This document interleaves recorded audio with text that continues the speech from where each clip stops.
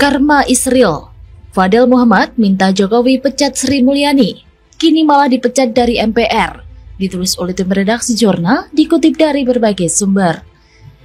Saya telah berusaha berkali-kali bersama Tamsir Lindrung, bersama teman-teman untuk menemui beliau. Untuk menanyakan, kalau saya salah, apa salah saya? Kalau saya yang kurang, apa kekurangan saya? Saya merasa bahwa ada pihak lain yang dia sendiri mengatakan kepada saya pada tanggal 11 bahwa yang pantas menjadi ketua atau wakil ketua MPR adalah saudara Bustami. Ya, saya kan menjadi kaget kok seperti begini.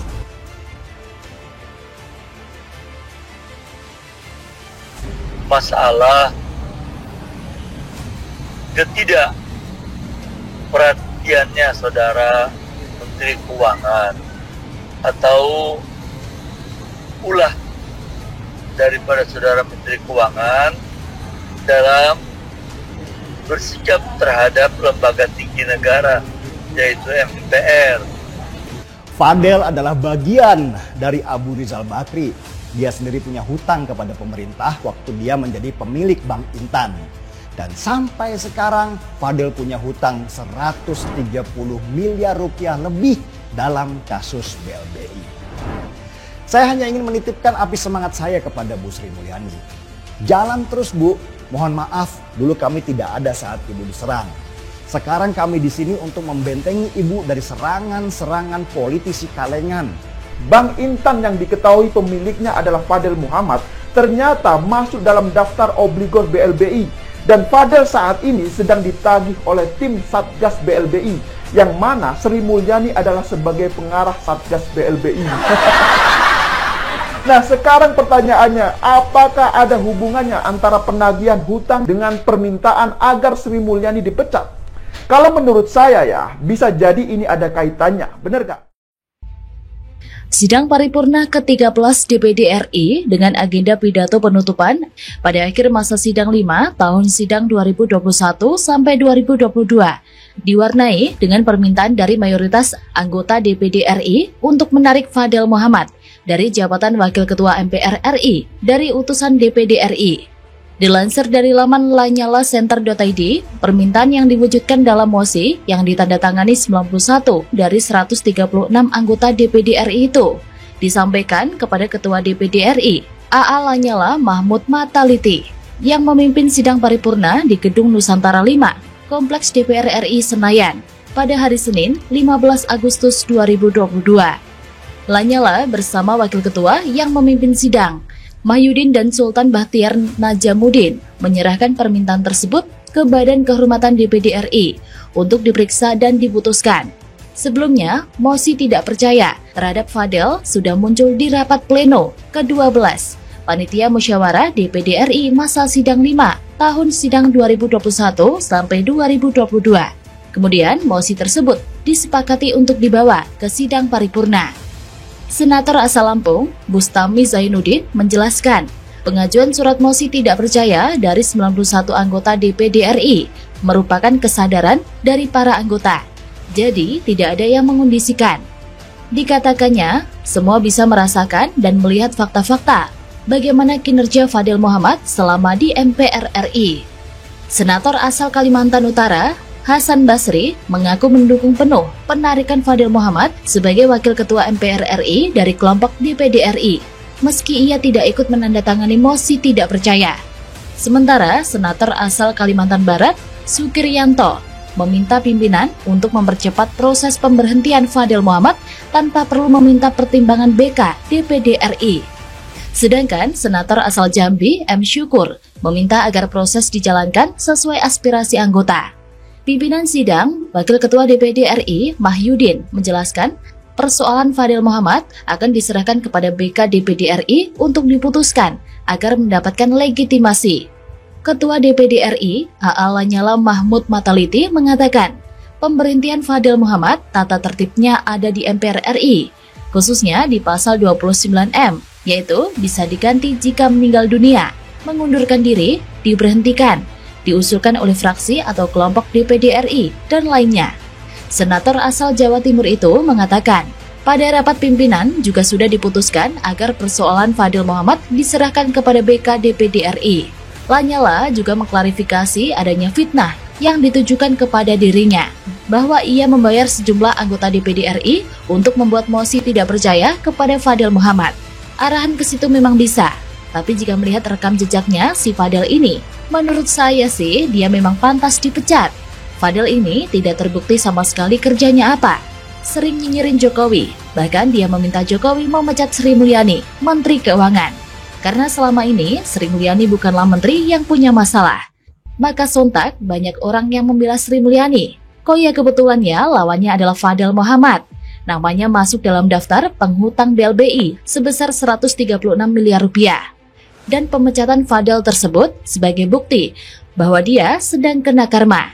Karma karena telah meminta Jokowi untuk memecat Sri Mulyani. Sudah dikerjain dan dihujat banyak orang, ditagih dan disuruh bayar utang. Selain itu, kena karma pula. Dari kejadian ini, saya pikir kasihan juga si Fadil Muhammad. Bukan karena dia salah memilih isu politik atau salah pilih lawan, tapi lebih pada rekam jejaknya yang kini disebar habis-habisan gara-gara dia mengkritik Sri Mulyani dan meminta presiden memecatnya. Apalagi setelah itu, malah si Fadil sendiri yang dipecat dari MPR. Kasian banget. Bagaimana menurut Anda?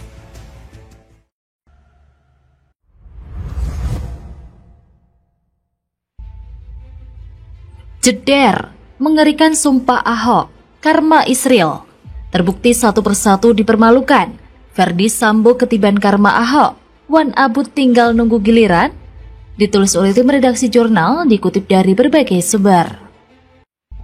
Nasib yang menimpa Jenderal Bintang 2 Irjen Verdi Sambo kini dinilai buah dari karma menzolimi Ahok atau Basuki Cahayapurnama. Ada yang meyakini demikian? Salah satunya diungkapkan oleh akun Instagram influencer yaitu @zanzabella.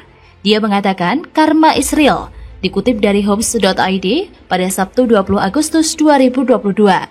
Keyakinan tersebut tumbuh saat dulu Ahok tersangkut kasus dugaan penistaan dan penodaan agama. Verdi Sambo yang salah satu penyidik dan yang menangani kasus Ahok. Dari sini ada yang meyakini karma Ahok makin terbukti.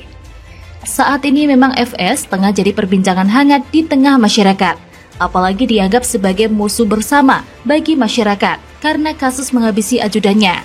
Kemudian kasus tersebut disangkut pautkan dengan karma menzolimi Ahok. Diketahui bahwa sebelumnya Verdi Sambo dulu turut menangani kasus dugaan penistaan agama BTP dan berujung penggiringannya masuk rutan 2 tahun oleh putusan pengadilan. Pada penghujung tahun 2016, Verdi Sambo terjejak ikut menangani kasus Ahok dalam surat panggilan tertanggal 30 November 2016 yang ditandatangani Direktur Tindak Pidana Umum Bareskrim Polri, Brigjen Agus Andrianto. Ahok diminta menghadap Kombes Verdi Sambo pada Kamis 1 Desember 2016 di kantor Propam Mabes Polri. Kala itu, keperluan penyidik memanggil Ahok adalah untuk menghadap Jaksa Penuntut Umum Kejagung dalam pemeriksaan tahap 2 dalam kasus dugaan penistaan dan penodaan agama. Nah, nama Sambo yang kini terancam hukuman pidana berlapis karena menghabisi Brigadir J dianggap kena karmanya Ahok.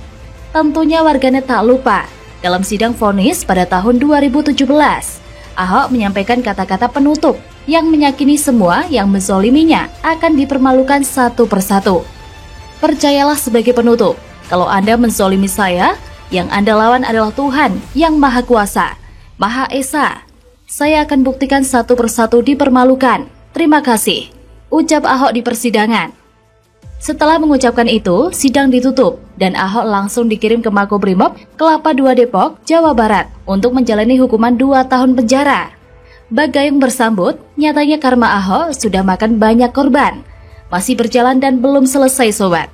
FS selaku otak di balik kasus yang menghabisi nyawa ajudannya adalah salah satu di antara sekian banyaknya korban karma Ahok.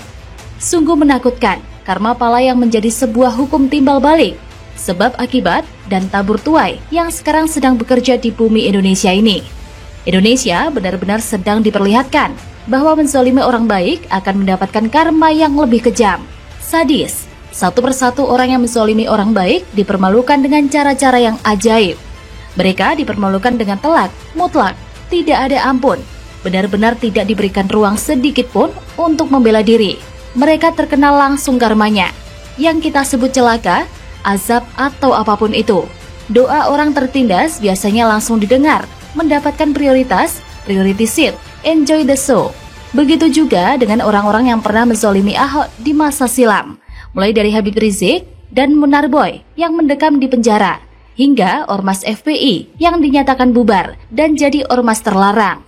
Ada pula nama Habib Bahar bin Smith yang juga baru keluar dari Hotel Prodeo. Kemudian almarhum Ustadz Tengku Zulkarnain, almarhum Ustadz Maher At-Tuwailibi, dan almarhum Ustadz Arifin Ilham yang wafat dalam waktu berdekatan. Bahkan Buniani yang pertama kali memviralkan potongan video Ahok menyusul masuk penjara selama 1,5 tahun. Terbaru ada nama almarhum Haji Lulung yang meninggal akibat serangan jantung. Mereka adalah golongan orang-orang yang getol, menyuarakan Ahok masuk BUI dan menghancurkan karir kepemimpinannya selama 3 tahun karena isu sara rasis yang digaungkan oleh Rizik dan pendukung Anies. Apalagi melihat rapor merah Anies Baswedan jelang akhir masa jabatannya semakin menarik simpul-simpul karma Ahok yang naik ke permukaan. Bukannya jelang lengser, fokus ke penuntasan program-program prioritas. Parahnya, bobrok-bobrok Anies malah muncul satu persatu dipermalukan. Bagaimana menurut Anda?